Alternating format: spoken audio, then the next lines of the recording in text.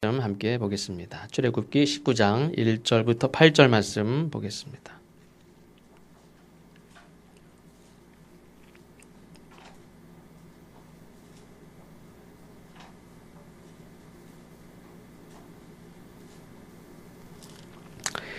출애굽기 19장 1절부터 8절입니다. 한 절씩 교독하시고 마지막 절은 함께 봉독하겠습니다. 이스라엘 자손이 애굽 땅을 떠난 지 3개월이 되던 날 그들이 시내 광야에 이르니라.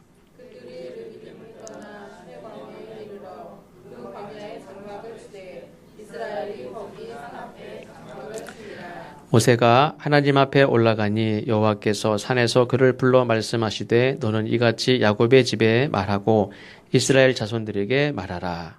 내가 애굽 사람에게 어떻게 행하였음과 내가 어떻게 독수리 날개로 너희를 넘어 내게로 인도하였음을 너희가 보았느니라.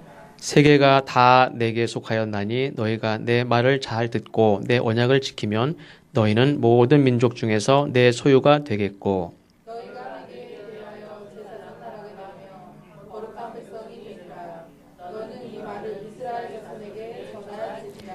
모세가 내려와서 백성의 장로들을 불러 여호와께서 자기에게 명령하신 그 모든 말씀을 그들 앞에 진술하니 백성이 일제히 응답하여 이르되 여호와께서 명령하신 대로 우리가 다 행하리이다.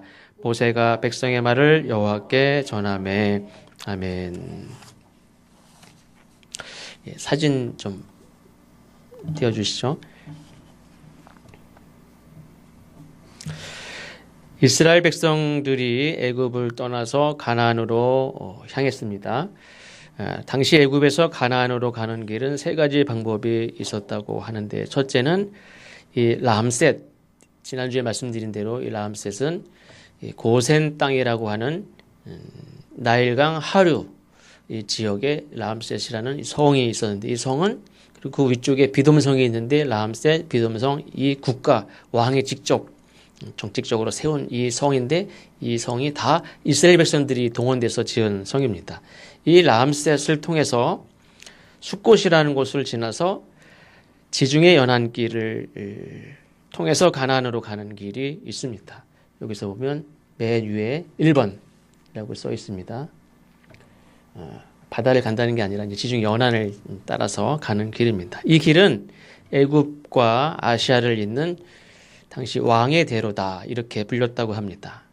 이 길은 이미 많은 상인들이 이용하는 길이고 이미 큰 길이 나 있고 많은 사람들이 다니는 길이기 때문에 사실은 가장 빠른 길이고 가장 넓은 길이고 많은 사람들이 이용하는 길입니다. 둘째로는 이 람셋에서 숫곳을 지나서 가데스 바네아 광야를 지나서 가나안으로 가는 길입니다. 두 번째, 이 가데스라는 이 도시가 있는데 여기 이제 그래도 바란 광야라는 곳을 지나야 됩니다. 셋째로는 람셋에서 숫곳을 지나서 에담, 바알스본 그 비터호라는 호수가 있죠.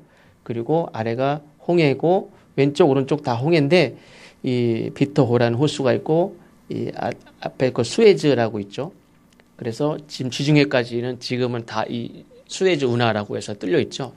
그 비토라는 여기도 다 홍해죠. 그래서 이 홍해를 건너서 우리가 잘 아는 마라의 쓴물 그리고 그 다음에 내려가면 엘림 그래서 12샘이 있고 70종류 나무들이 있고 했던 그 엘림을 지나서 이제 시내산에 이르렀다가 그리고 가데스 바네 광야 그 도시 그 광야를 지나서 그리고 가나안으로 가는 이 세 번째 길입니다. 그런데 하나님께서는 아까 말씀드린 대로 1번 길이 지중해 연안길이 가장 빠르고 가장 넓고 많은 사람들이 그 길로 다닙니다. 그런데 하나님께서는 그 길로 인도하지 않고 광야의 길로 인도하셨다.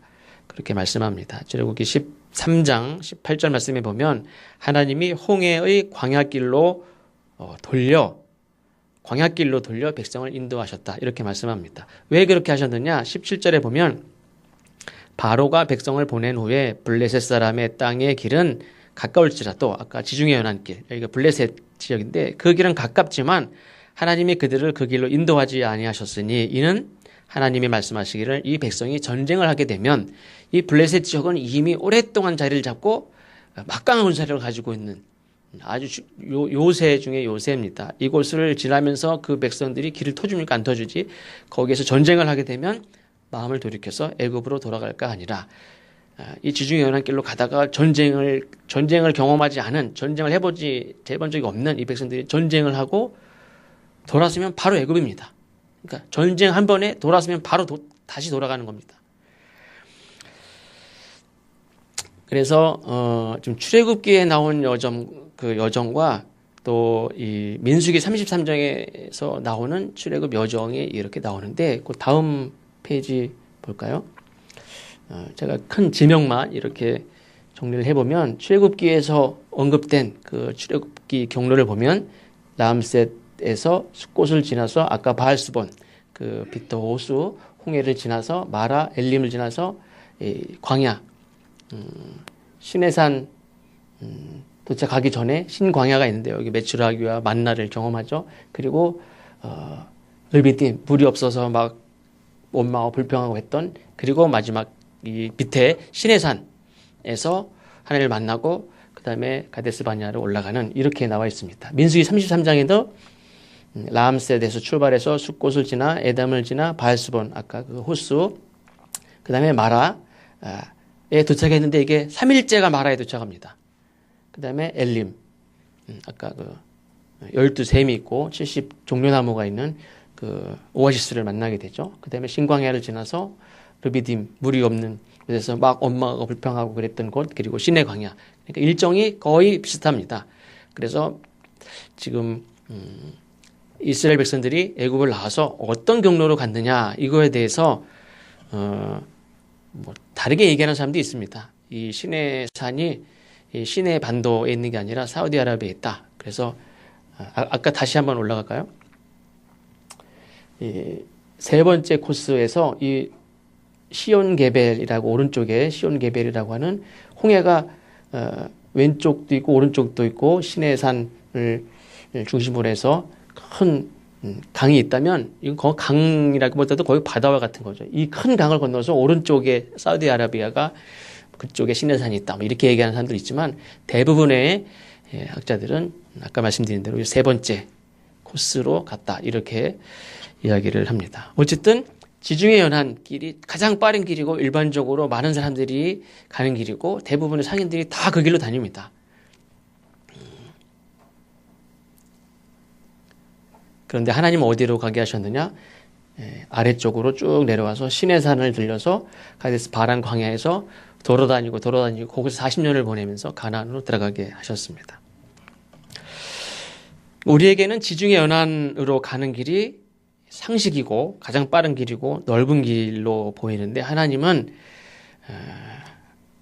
그 길보다는 광야로 가는 길이 더 안전하다 그렇게 여기셨습니다. 오히려 지중해 연안길이 더 위험하다. 왜 그러느냐? 지중해 연안길로 가다가 전쟁을 겪지 않은 사람들이 전쟁을 딱 겪자마자 바로 마음을 돌이켜서 포기하고 애굽으로 돌아가는 그 곳이기 때문에 하나님 보실 때는 그곳이 훨씬 더 위험한 길입니다. 물론 이쪽으로 마라, 엘림, 시내산까지 내려오면서 거기서 전쟁이 없었던 건 아닙니다. 아말렉과의 전쟁도 있고. 그런데 하나님이 보실 때는, 인간을 잘 아시는 하나님이 보실 때는 이 지중해 연안으로 가서 첫 번째 전쟁을 하면서 바로 포기하고 뒤돌아서면 바로 발의 앞이 애굽입니다. 그러니까 거기서는 그냥 돌아서면 바로 애굽으로 돌아갑니다. 그러나 이 광야까지 내려와서 싸우고 돌아갈 길도 없습니다. 홍해를 다시 건넙니까? 그러니까 그런 말도 나오기도 하겠다는 생각이 뭐냐면, 우리를 여기 광야에서 죽이려고 데리고 왔어? 이 말이 나올 만도 하죠. 광야에서 전쟁을 하는데 돌아갈지도 못해요. 앞으로 가는 것도 힘들어요. 그러니까 우리 여기서 죽이려고 데려왔어? 이런 말이 나오죠. 내가 보기에는 지중해 연안길이 딱 좋은 길인데, 그러나 우리가 내가 보기에 정말 좋아 보이는 길로 가는 것이 아니라 그게 지혜로운 것이 아니라 오히려 내가 보기에는 아닌 것 같아도 하나님의 지시에 따라 가는 것이 올바른 길인 줄로 믿습니다. 우리가 지난주에 출애굽 사건에 대해서 말씀을 나눴는데 하나님께서 왜 이스라엘 백성들을 애굽에서 떠나게 하셨느냐, 그것이 중요하다고 그랬죠.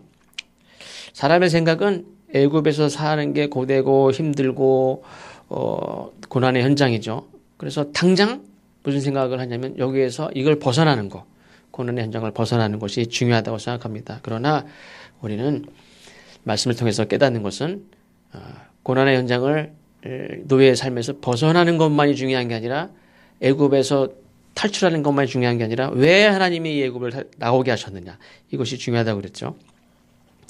그것은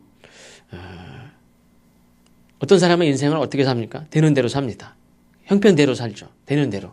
그러나 어떤 사람은 왜 살아야 하는지 인생의 목적을 알고 사는 사람이 있습니다. 그러니까 그냥 당장 고난 현장을 떠나는 게 중요한 게 아니고 이곳을 왜 하나님이 떠나게 하시는지를 알고 떠나는 것이 그냥 되는 대로 그냥 가재, 그래서 가는 것과 전혀 다릅니다. 공부해야지, 그냥 공부하는 것과 왜 공부를 해야 되는지 알고 공부하는 것과 그 사람이 똑같습니까? 전혀 다르죠. 하나님이 왜 애굽을 떠나게 하셨느냐? 첫 번째는 거룩한 백성이 되게 하기 위함입니다. 사람의 생각으로는 노예의 삶에서 벗어나게 하는 것이 하나님의 은혜고 구원이고 그것이 전부인 줄 알았어요. 근데 하나님이 그 애굽에서 떠나게 하신 것은 더 큰 하나님의 뜻이 계셨습니다. 그것은 거룩한 백성이 되게 하기 위함이다. 이 애굽이라는 곳을 떠나게 하셨는데 애굽이라는 곳이 어떤 곳이냐? 이 애굽은 하나님이 요셉을 미리 보내셔서 요셉을 높이 세우셔서 7년 풍년을 잘 준비하고 7년 기근을 대비하게 하셨습니다. 그리고 야곱의 모든 식구들을 그리고 후손들을 살리시려고 요셉을 미리 보내셨고, 그리고 그 애굽의 땅이 어떤 땅입니까? 야곱의 모든 후손을 살린 땅이에요. 어떤 사람은 물론 여기에서는 하나님이 그렇게 하셨는데 어떤 사람들은 땅이 안 좋아. 우리가 이렇게 저희도 족구를 이렇게 하잖아요. 그럼 이쪽 편 이쪽 편 있어요. 배구도 이쪽 편 이쪽 편 있어요. 그러면은 게임이 잘 안 돼요. 그럼 뭐라고 그러죠? 코트가 안 좋아. 바꿔. 그래서 이쪽에서 바꿔서 해요. 땅이 안 좋아서 그렇습니까? 실력이 안 좋아서 그렇지. 하나님이 애굽에서 번성하게 하셨습니다. 그럼 하나님이 그렇게 하신 거지 땅이 좋아서 그렇습니까? 그냥 땅이 좋아서 그렇다고 할 만한 만큼 그렇게 좋은 땅이에요, 사실은. 그쪽에 애굽의 이 나일강, 이 고센 땅과 같은 곳이 없어요. 조금만 벗어나도 다 사막이에요. 7년 이 기근을 버텨낼 수 있는 그런 그렇게 사람은 그렇게 생각할 수 있어요. 하나님이 7년을 대비하게 하셨는데 어쨌든 사람의 생각으로 볼 땐 애굽이라는 땅은 7년 기근 동안에 야곱의 가족들이 온 가족이 그냥 겨우겨우 버텨낸 것이 아니라 거기서 부유함을 주고 살았어요. 거기서 번성했습니다. 거기서 큰 민족을 이루었습니다. 애굽 사람들이 위협을 느낄 정도로 큰 민족이 되었습니다. 그러니까 이스라엘 백성들에게 있어서는 어떻게 보면 이 애굽 땅은 자손 대대로 살아야 될 땅이에요. 이런 곳이 없어요. 증명을 했잖아요. 이미 야곱의 후손들이 여기서 부유함을 누리고 번성을 했고 큰 민족을 이룬 땅이에요. 그럼 여기를 차지해야지. 그리고 여기서 자손 대대로 여기를 살아야죠. 심지어는 애굽 사람들의 노예로 산다고 할지라도 이 나일강 하류 고센 땅에서 떠날 수 없습니다. 이런 곳이 없어요. 노예가 지금은 노예로 살지만 그래도 이 민족을 여기서 부유하게 번성하게 한 땅이에요. 그러니까 이곳이 떠날 수 없습니다. 예전에 부자도 정말 좋은 부자 밑에 가서 머슴 살면 그 머슴이요 그냥 가난하게 사는 일반 사람들보다 훨씬 나은 사람도 많아요. 그래서 부잣집에 머슴 사는 사람도 있어요. 풍요하고 우리 집 먹고 다 잘 살고 그러면 이 고센 땅에서 사는 게 낫지 않을까요? 어디 가가지고 그냥 가난하게 굶으면서 살 바에요. 그러니까 번영과 큰 민족을 이루게 해준 그 땅이 나일강 하류 이 애굽의 고센 땅입니다. 거기를 두고 어디를 갑니까? 내가 뭔가를 해도 거기서 하고 독립을 해도 거기서 독립하면 되잖아요. 예배를 드려도 거기서 예배를 드리면 되잖아요. 근데 하나님은 거기를 나가게 하십니다. 그곳을 떠나게 하시죠. 왜? 그곳에 사는 한은 이스라엘 백성들이 영원히 애굽 왕의 노예로 살 수밖에 없어요. 거긴 풍요한 땅이죠. 풍족한 땅이고 풍족한 삶의 노예를 벗어나지 못합니다. 거기서 사는 한은 여기가 최고로 여겨요. 여기서 벗어나지 못해요. 이 풍족한 땅의 노예인 거예요. 사실은 바로의 노예인 것 같지만 이 풍족한 땅의 노예가 되는 거예요. 사실 근방의 모든 나라, 이 근방에 있는 모든 나라들도 각 나라들이 민족이 섬기는 신들이 있지 않습니까? 10나라면 10나라, 100나라면 100나라, 그 나라가 섬기는 신들 중에서 풍요의 신이 없는 나라가 없어요. 모두가 다 풍요를 가져다 주는 신을 다 믿어요. 그 어떤 나라도 풍요를 가져다 신이 다 있어요. 그러니까 모든 인간은 이 풍요를 가져다 주는 신을 만들고 거기에 무릎을 꿇고 그걸 섬기고 그거에 매여 있다는 거예요. 그거에 노예가 되어 있다는 거예요. 그러나 하나님께서는 이스라엘 백성들을 애굽에서 나오게 하시죠. 그것은 바로 어떤 의미에서는 그 풍요의 삶에 젖어 사는, 내가 노예해도 상관없어. 나는 이 풍요롭게 살고 번성하고 잘 사는 이곳이 좋아. 그거에서 나오게 하시는 거예요. 풍요의 신을 섬기는 풍요 앞에 무릎을 꿇는 바로의 노예이기도 하지만 풍요의 삶에 무릎을 꿇고 그거면 전부인 줄 알고 그거면 그냥 무릎을 꿇는 그 풍요의 노예로 사는 그 삶에서, 그리고 왕도 어떤 왕입니까? 풍요를 약속하는 왕. 우리가 대통령도 잘 뽑아야 돼요. 잘 살게 해주겠다 약속하는 대통령이 어디, 그런 대통령 잘 살게 해주겠다고 경제 대통령이 그걸 할 수 있습니까? 못해요. 사람은 그거에 다 이렇게 현혹이 돼요. 잘 살게 해주겠대. 풍요를 약속하는 왕에게 무릎을 꿇어요, 사람들이. 풍요를 약속하는 왕에게 무릎을 꿇고 복종하고 시키는 대로 하는 그런 노예가 아니라 어떤 사람이 되어야 되느냐? 거룩한 하나님을 섬기는 백성이 되어야 된다. 그리고 거룩한 백성이 되어야 된다. 이 뜻을 가지고 하나님이 거기서 나오게 하시는 겁니다. 그러니까 이것이 바로 오늘 우리가 읽은 제목이 19장 1절에서 8절 말씀, 하나님이 모세를 통하여 이스라엘 백성들에게 주신 이 언약, 이 신의 산 언약이라고 하는 이 언약, 이것을 통해서 하나님께서 이스라엘 백성들에게 말씀하시는 핵심입니다. 그래서 신의 산에서 하나님께서 이스라엘 백성들과 맺은 언약을 한마디로 말하면 하나님은 이스라엘의 하나님이 되고 이스라엘은 하나님의 백성이 되는 사건이 거기서 이루어지는데, 하나님께서 이스라엘을 당신의 백성이다, 너는 이제 내 백성이다 라고 말씀하시면서 이스라엘을 표현한 첫 표현이 뭐냐면 거룩한 백성이. 너희는 나의 백성이 된다. 나의 소유가 된다. 너희는 하나님의 백성이다. 그러면서 이스라엘을 표현한 그 표현이 뭐냐면 거룩한 백성이. 그냥 하나님의 백성이 되는 게 아니라 거룩한 백성이 된다는 거예요. 그러니까 오늘날 우리가 예수를 믿고 그리스도인이 된다는 것은 무엇을 의미하느냐? 곧 거룩한 그리스도인이 된다는 거예요. 거룩한 하나님의 백성이 된다. 누군가 그리스도인이 되었다라고 말을 한다면 그 사람은 어떤 그리스도인이 되어야 됩니까? 거룩한 그리스도인이 되어야 되는 거예요. 하나님이 부르시는 그날까지, 마지막 순간까지 변하지 않아야 되는 분명한 우리의 정체성, 우리의 신분, 삶의 목표가 뭐냐? 거룩한 백성인 거예요. 하나님의 자녀가 되는 순간 거룩한 백성의 정체성을 갖는 거고, 평생 잃어버리지 말아야 될 것도 거룩한 백성이고, 마지막 하나님 앞에, 천국문 앞에 딱 봤을 때도 신분증이 뭡니까? 거룩한 백성이 되는 거예요. 하나님이 우리를 고난의 현장에서 이렇게 끄집어내고 노예 살면서 끄집어내고 애굽에서 나오게 하는 목표도, 나는 그냥 거기서 힘드니까 나를 거기서 건져준 줄 알았어요. 근데 그게 다가 아니란 말이에요. 하나님 우리를 거기서 건져내신 목표는, 애굽에서 나오게 하신 목표는 거룩한 백성이 되게 하려고 거기서 끄집어낸 거지, 그냥 힘들다고 그거를 거기서 애굽에서만 끄집어낸 게 하나님이 이루신 구원의 역사의 전부가 아니라는 말이죠. 그래서 거룩한 백성, 거룩한 백성으로서 이스라엘이 그 대신 이제 감당해야 될 책임이 있습니다. 그게 뭐냐면 십계명 첫 계명에 나와 있습니다. 너는 나 외에는 다른 신들을 내게 있게 말지니라. 우리가 19장 읽었는데 20장에 십계명이 나오죠. 너는 나 외에는 다른 신들을 내게 있게 말지니라. 나는 너의 하나님이고 너는 내 소유야.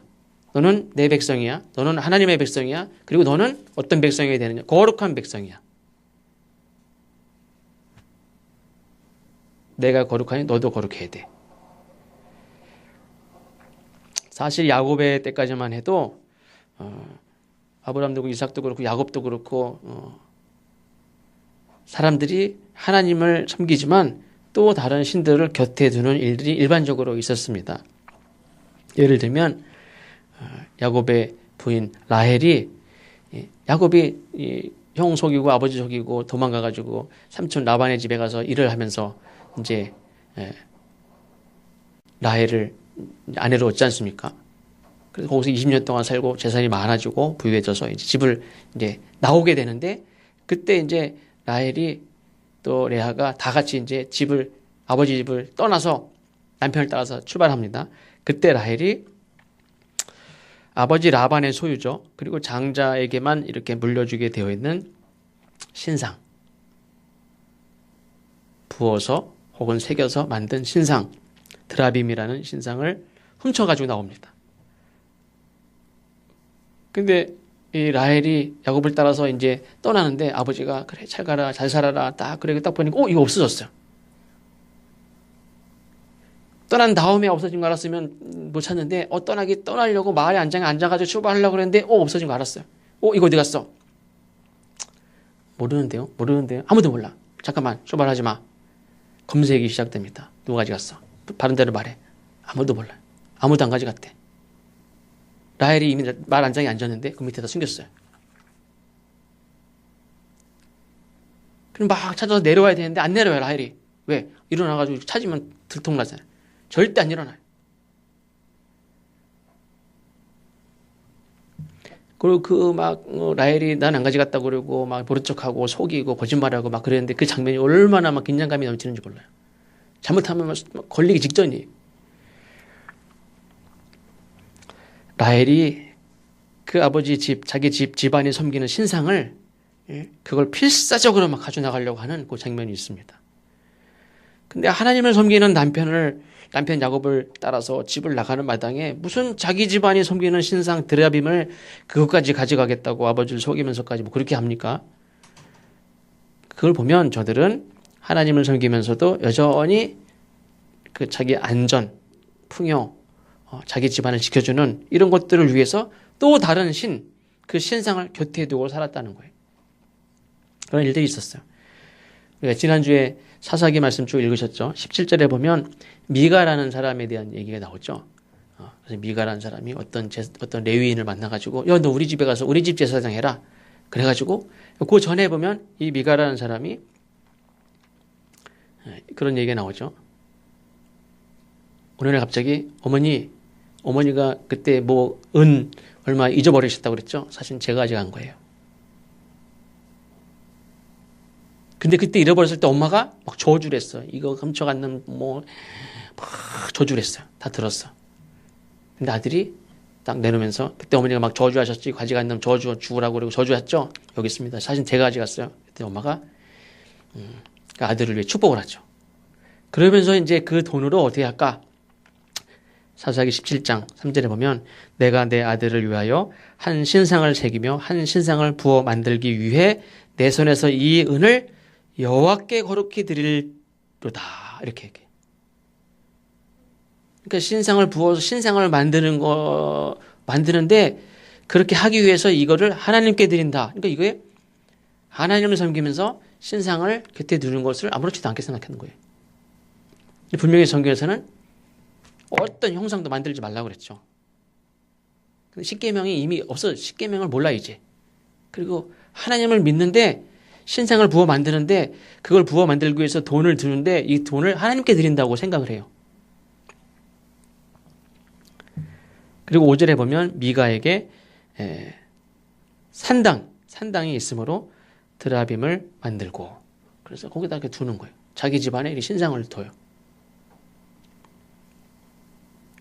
그러나 하나님께서는 사실은 사사기 때도 이랬고 미가 그 집안에 단지파가 와가지고 이렇게 그 신상하고 제사장하고 막 데리고 가지 않습니까? 야, 그 한 집안에 제사장 하는 게 좋냐? 우리 지파의 제사장 하는 게 좋냐? 그때 그게 훨씬 좋네. 그리고 따라가죠. 그러면서 그 신상들이 또 많이 있어요.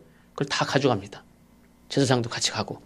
그러니까 이 제사장도 하나님을 섬기는 단지파 그렇죠. 하나님이 뭐라고 그러시는지 우리에게 늘 얘기를 해달라. 그러니까 이 한 집안에 제사장 하지 말고 우리 지파의 제사장 해달라. 그리고 우리 하나님이 뭐라고 그러는지 늘 얘기해달라. 그러면서 갈 때 그 신상들을 다 가져가요. 그때까지도 그런 게 있었어요. 그런데 하나님께서는 이미 말씀하셨죠. 너는 나 외에는 다른 신들을 내게 있게 말지니라. 하나님께서는 시내산에서 백성들에게 말씀하죠. 너희는 나의 거룩한 백성, 그리고 거룩하신 하나님만 섬기는 백성이 되어야 한다. 그러니까 이스라엘 백성이 하나님의 백성이 되는, 그리고 거룩한 백성이 되는 길은 다른 게 아니라 다른 신을 곁에 두지 않고 하나님만 섬기는 신앙으로 살아야 하나님의 백성이고 거룩한 백성이 될 수 있다는 거예요. 그러니까 이 말씀은 오늘 우리에게도 여전히 유효하죠. 우리가 주님의 제자로 부름을 받고 주의 거룩한 백성이 될 수 있는 것은, 그리고 주의 백성으로 살아갈 수 있기 위해서는 하나님 외에는 다른 신을 두면 안 된다는 거예요. 주님 외에는 스승이 없어요. 우리가 주님이라고 말할 때 주자는 주인이잖아요. 주님 외에는 주인이 없는 거예요. 우리가 닮아야 되고 배워야 되고 따라가야 할 유일한 주님은 예수님밖에 없는 거예요. 그래서 길이요 진리요 생명이 되셔서 하나님 아버지께로 인도할 수 있는 분은 예수님밖에 없는 거예요. 그런데 우리가 하나님을 섬긴다고 하면서 성공을 위해서 혹은 나름대로 자기의 혹은 자기 가족의 집안의 안정을 위해서 혹은 어떤 사람은 마음의 안정을 위해서 뭔가를 따로 이렇게 가지고 있어요. 하나님을 섬긴다고 하면서 뭔가를 따로 가지고 있어요. 뭘 만들어요. 그리고 뭔가를 둬요. 자기 곁에. 이게 어떤 물건이든 사람이든 돈이든 뭐든 그거를 의지해. 그리고 어떤 사람은 죽음을 대비하기 위해서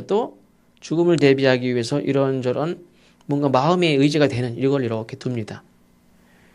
근데 이 모든 것들이 뭐냐? 라헬과 같이 하나님을 섬기는 그런 가족으로 그 집을 떠나면서도 자기의 안전을 위해서 그걸 곁에 두려고 하는, 그거에 집착하는, 기필코 그걸 속여서라도 가지고 나가려고 하는, 그게 다 모든 게 다 헛된 겁니다. 하나님이 주신 하나님의 백성으로서의 정체성, 그게 잃어버리는 거예요. 그러니까 우리가 거룩함을 잃어버리면 어떻게 되느냐? 거룩함을 잃어버리는 순간 우리의 신분이 헛된 거예요. 거룩함을 잃어버린 그리스도인이 그리스도이냐? 대답하기 참 어려워요. 거룩함을 잃어버린 그리스도인도 그리스도이냐? 자기 정체성을 잃어버린 그리스도인이 그리스도인입니까? 거룩함을 잃어버린 백성이 하나님의 백성입니까? 교회 다닌다고 하나님의 백성이 아니라는 말이에요. 또 하나는 제사장 나라가 되기 위함이다. 그랬죠? 제사장 나라가 뭐냐? 나만이 아니라 나 외에 모든 이방과 세계를 하나님 앞으로 인도하는, 전쟁을 일으키고 갈등을 일으키고 싸움을 일으키는 그런 주인공, 주범, 문제를 일으키는 당사자가 되는 게 아니고 저들을 잘 섬겨서 저들을 하나님의 백성으로 이끄는, 그들을 변화시키는 도구가 되어야 된다. 그런 말이죠.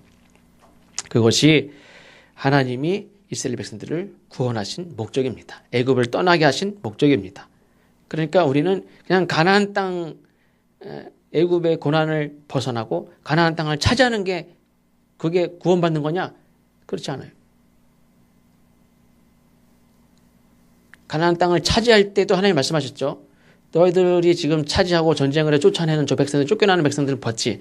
저들이 죄를 짓고 이 땅을 병들게 하고 악하게 했어. 너희들도 죄를 지면 저들하고 똑같이 된다고 그랬어. 이 땅은 영원한 자기 땅이 아니에요. 막 자기네 땅이라고 우기는데 자기네 땅이 아니에요.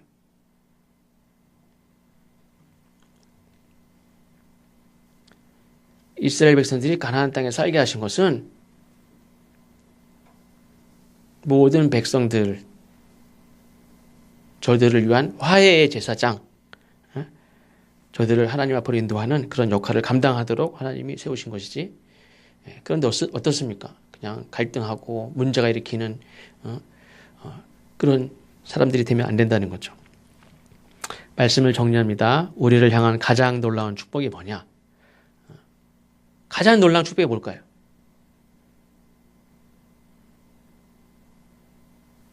애굽에서 독립한 거, 우리가 다음 주가 3월 1일인데 일본에서 독립한 게 우리나라의 가장 큰 축복입니까? 나라를 세운 거, 가나안 땅에 나라를 세운 거, 하나님 우리에게 주신 가장 놀라운 축복은 저는 그렇게 생각해요. 내가 거룩한 것과 같이 너희도 거룩하라. 이것이 하나님이 우리에게 주신 가장 놀라운 축복이에요. 우리가 어떻게 거룩할 수 있습니까?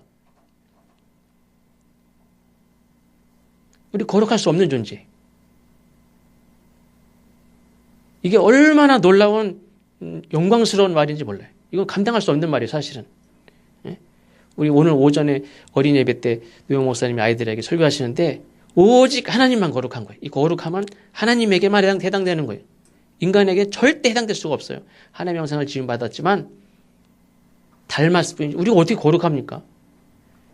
근데 하나님이 다른 사람도 아니고 하나님이 말씀하셨어요. 내가 거룩하니 너희도 거룩하라. 우리가 어떤 존재인데 거룩합니까? 하나님같이 우리가 거룩해질 수 있습니까? 근데 하나님이 우리를 향해서 그런 뜻이 있어요. 그런 계획이 있고 그렇게 축복하셨어요. 그러니까 우리가 믿는 하나님은 우리에게 뭐 이렇게 자손의 복과 경제적인 복도 주시고 건강의 복도 주시고 지혜의 복도 주시고 다 주시는 분이지만 우리를 향해서 우리에게 주신 가장 놀라운 축복은 우리에게 거룩하게 하시는, 하나님이 말씀하셨으니까 하나님이 계획이 있고 하나님의 뜻이 있고 하나님이 하셔요. 우리를 내가 거룩하니 너희도 거룩하라. 풍요 앞에 하나님도 모르는 그냥 풍요 먹고 살 수만 있으면 거기 무릎 꿇는 그런 노예가 돼도 상관없어 무릎 꿇는 풍요 앞에 머리를 숙이고 숨기는 그런 삶에서 하나님이 구원하셨어.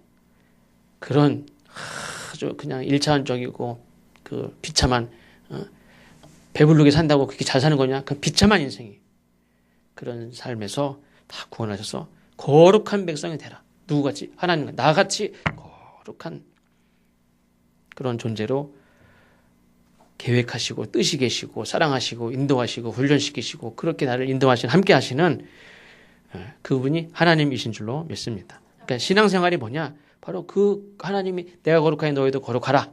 그 하나님이 우리를 거룩하게 만들어 가시는 그 길을 가는 게 신앙생활이에요. 그러니까 주님을 따라가면 우리의 인생은 혹시 아플 수도 있고 뭐 경제적으로 어려울 수도 있지만 무엇만큼은 하나님이 약속하시느냐? 거룩해져 간단 말이야.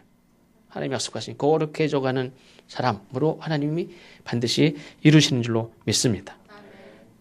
왕 같은 제사장, 하나님 앞에 귀하게 쓰임받는 제사장, 하나님이 거룩한 자로, 하나님 인정하시는 자는 누구를 인정하십니까? 거룩한 자. 하나님이 거룩하라고 말씀하신 그 거룩한 삶을 살아가는 자기의 정체성을 잃어버리지 않고 거룩한 삶을 살아가는 그 사람이 하나님 앞에는 최고예요. 그 사람이 사랑하시고 그 하나님이 인정하시는 자예요.